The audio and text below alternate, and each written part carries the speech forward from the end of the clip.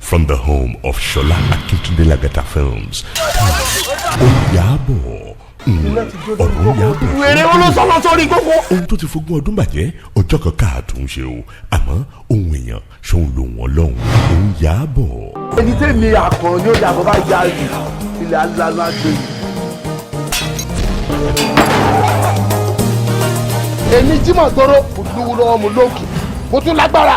Ikú làwọn eléyìí wọn ti sàrùn wọn ní ìwà pa anybody pé olúgbọ́n pa rẹ̀ sá ọ̀rọ̀gùn léèlà. Mo rò pé eré lẹ́rù pé mò ń ṣe.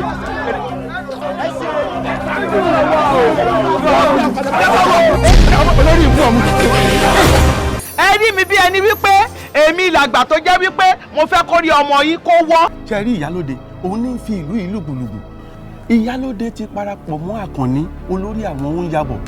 Produced by Shola Akintunde Lagata and directed by Samson Adebayo Oluwole, starring Alhaji Wasiu Alabi Pasuma, Shola Akintunde Lagata, Kunle Poli, Murphy Afolabi, Joke Jigan, Soji Taiwo Omobanke, Buki Adekogberaji, Ibrahim Itele, Mariam Karim Oluwale, Fausat Balogun, Rauf Balogun, Ojo Ayerunfe, Ayo Adebisi Bobobi, and introducing Tolani Tonto and Sheyibo Nimo. Onyabo,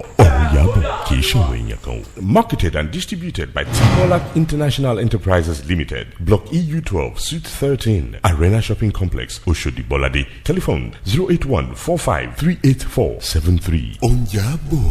Ẹ máa gbà mí jẹ́ àbọ̀ lórí burúkú ni wọ́n ni àwọn náà ń yabọ̀ àwọn máa yabọ̀ wọ́n ni ẹ̀gbọ́n kan tí ń sọ abẹ́ ti sùn ẹ̀ yabọ̀ wọ́n a máa yabọ̀ wọ́n bó ṣe ń wá ni.